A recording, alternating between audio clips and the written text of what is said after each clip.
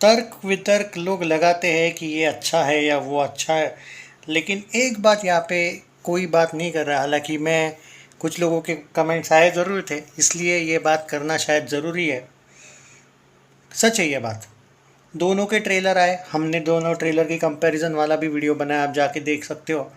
ये उसके आगे का वीडियो है, इसमें कंपैरिजन नहीं होगी, लेकिन इसमें एक बात ज़रूर होगी कि क्या वेलकम टू द जंगल और ये जो है धमाल 4 के बीच सच में अल्फ़ा फंस गई। क्योंकि देखो, ये सवाल बहुत बड़ा है, क्योंकि आप वो अल्फ़ा को छोटे तरीके से अगर आप बोलोगे कि ये तो छोटी फिल्म है, नहीं भाई, उसका बजट अच्छा खासा है उसका भी। और दूसरी बात, वाईआरएफ की जब कोई आईएसआई यूनिवर्स की फिल्म होती है, मैं उसको स्पाई यूनिवर्स नहीं मानता भाई। असली स्पाई सिर्फ धुरंधर यूनिवर्स है। आईएसआई यूनिवर्स वही हो सकता है जहाँ पे वो प्यार दिखाए पाकिस्तान से। तो वो जो आईएसआई यूनिवर्स है, उसमें जो अल्फ़ा आ रही है, अभी तो लग रहा है कि उसमें कुछ दिखाएंगे नहीं ये लोग पाकिस्तान पर भरोसा तो नहीं कर सकते। मैं वाईआरएफ पे तो बिल्कुल भी नहीं करता भरोसा, वो अलग बात है, आपका नहीं पता मुझे। पर मैं यहाँ पे कहना चाहूँगा कि क्या ये सच में इन दोनों के बीच सैंडविच बन के रह जाएगी? क्योंकि अगर आप ये कह रहे हो कि वेलकम को शोज़ नहीं मिलेंगे, तो ऐसा बिल्कुल नहीं है। या फिर धमाल 4 को नहीं मिलेंगे भाई, टी सीरीज़ है धमाल 4 के साथ। उससे पहले कॉकटेल 2 आ रही है, जो मैडॉक की फिल्म है, बराबर है। मतलब चारों भी बड़े प्रोडक्शन हाउस है। अब देखो, वेलकम टू द जंगल के 3-3 प्रोड्यूसर है, 3-3 4-4 प्रोड्यूसर जब है, और शोज़ लेने में वो माहिर है। अगर जब एक प्रोड्यूसर था जॉली LLB 3 का, उनमें से वन ऑफ द प्रोड्यूसर वो वेलकम का है, बराबर है। और 2-3 प्रोड्यूसर है वेलकम के पास। जब जॉली LLB 3 के साथ एक प्रोड्यूसर था, तो भी वो बंदा स्क्रीन्स लेने में, अब वो अलग बात है कि वो पोस्टर नहीं दे रहा था ज़्यादा, पर स्क्रीन्स लेने में वो माहिर था। जॉली के शोज़ अच्छे लिए थे उसने। तो यहाँ पे एक से बढ़ के एक प्रोडक्शन हाउस है।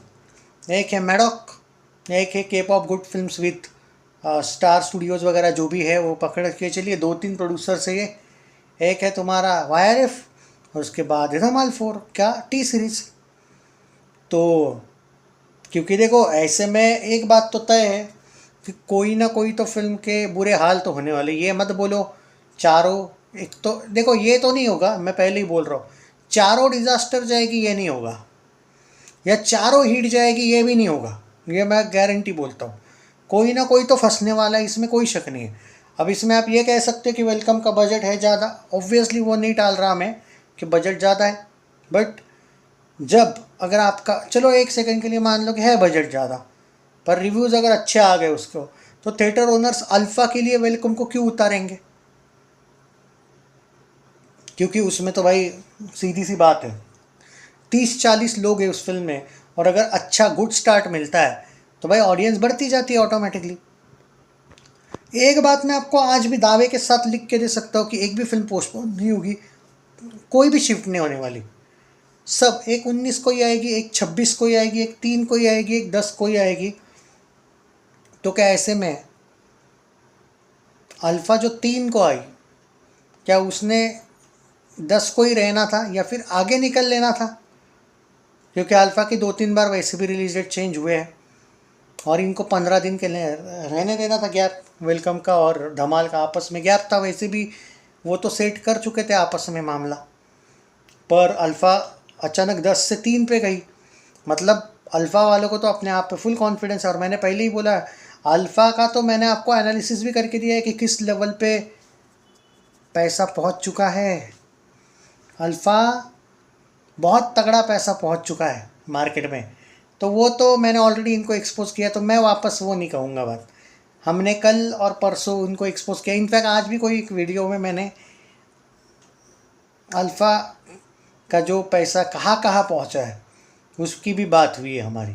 सिर्फ क्रिटिक्स को नहीं, क्रिकेटर्स के पास तक गया है पैसा तारीफ़ करने का। तो मेरा ये कहना है, पर फिर भी क्या अल्फ़ा इन दोनों के बीच सैंडविच बन के रह जाएगी? क्योंकि एक बात याद रखियो, चाहे कोई भी कितना ही बड़ा प्रोडक्शन हाउस हो, अगर लोग नहीं जाना चाहते हैं फिल्म को, तो थिएटर ओनर्स के पास इस बार वायर कितना दादागिरी कर नहीं सकता। क्योंकि लॉजिकल बात है, दो बड़ी फिल्में हैं, आप कुछ भी बोलो, वेलकम और धमाल दोनों भी 30-35 साल से इंडस्ट्री में काम करने वालों की फिल्म है ये।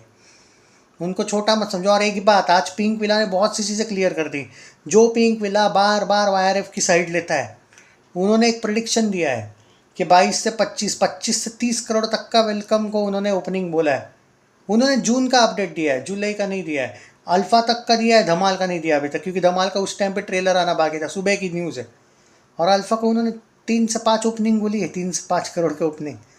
भाई अगर YRF की फिल्म को अगर पिंक विला जैसा बिकाऊ साइट, जो बॉलीवुड की इतनी साइड लेता है, चाटता है, वो अगर अल्फा की 3 से 5 या 4 से 6 करोड़ की ओपनिंग बोल रहा है, तो भाई ये ओपनिंग डेफिनेटली अच्छी तो नहीं है।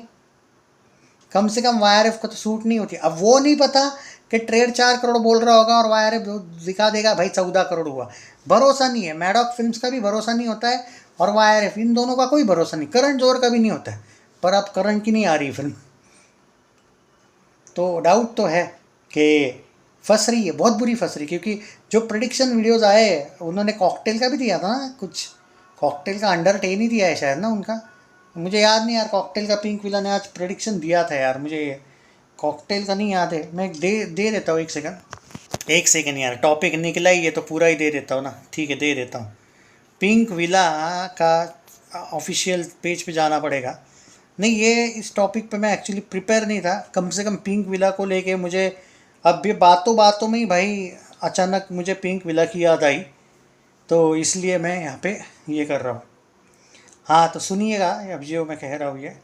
सो ये भी जो पिंक विला है ना दोस्तों, भाई साहब, उन्होंने प्रेडिक्शंस दिए हैं कि उनके हिसाब से, अब देखो भाई पिंक विला हमेशा प्रेडिक्शन चेंज करता है, मैं मानता हूँ, यहाँ पे वो सवाल नहीं आ रहा है। मैं सिर्फ ये बता रहा हूँ कि पिंक विला ने दिया था, कोई मोई ने दिया था भाई, इन्होंने अपना प्रेडिक्शन दे दिया है आज का।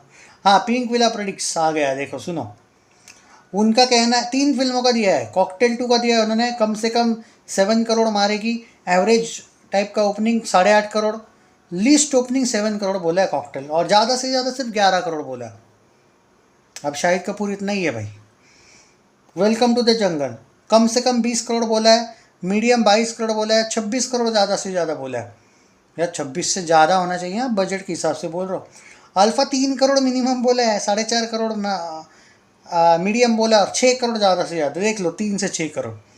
अब जब आपके अल्फ़ा टाइप की जो फिल्में हैं, मतलब YRF की फिल्म को अगर इस टाइप का हाल ये बोल रहे हैं, और इन्होंने जिगरा का प्रेडिक्शन सही कहा था, जिगरा डिज़ास्टर हुई थी आलिया भट्ट के, तो अगर जिगरा डिज़ास्टर हुई थी और इनका प्रेडिक्शन सही था, और अगर मैं मान के चलूँ कि इनका प्रेडिक्शन इस बार भी सही है, तो ये कोई बहुत अच्छा नहीं है अल्फ़ा वालों के लिए।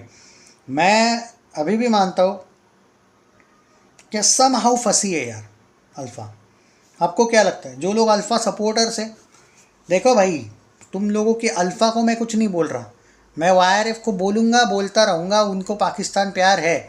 अल्फ़ा में अगर पाकिस्तान प्यार नहीं होगा तो भाई definitely we will support, no doubt. पर यहाँ पे ये बात तो आप टाल नहीं सकते ना कि पाकिस्तान प्यार हो या ना हो। वहाँ पे कॉकटेल आ रही है, बाद में वेलकम आ रही है, और वेलकम, कॉकटेल तो छोड़ दो, फिर भी वेलकम और धमाल के बीच ये फंसी है, ये मेरा मानना है। अब इसमें मैं अल्फ़ा के अगेंस्ट तो कुछ नहीं बोला, तो आप बताइए आपको क्या लगता है कि सच में फंसी है? मुझे लग रहा है भाई लॉजिकली। आपको क्या लगता है कमेंट्स में ज़रूर बताइएगा। ख्याल रखिएगा यार।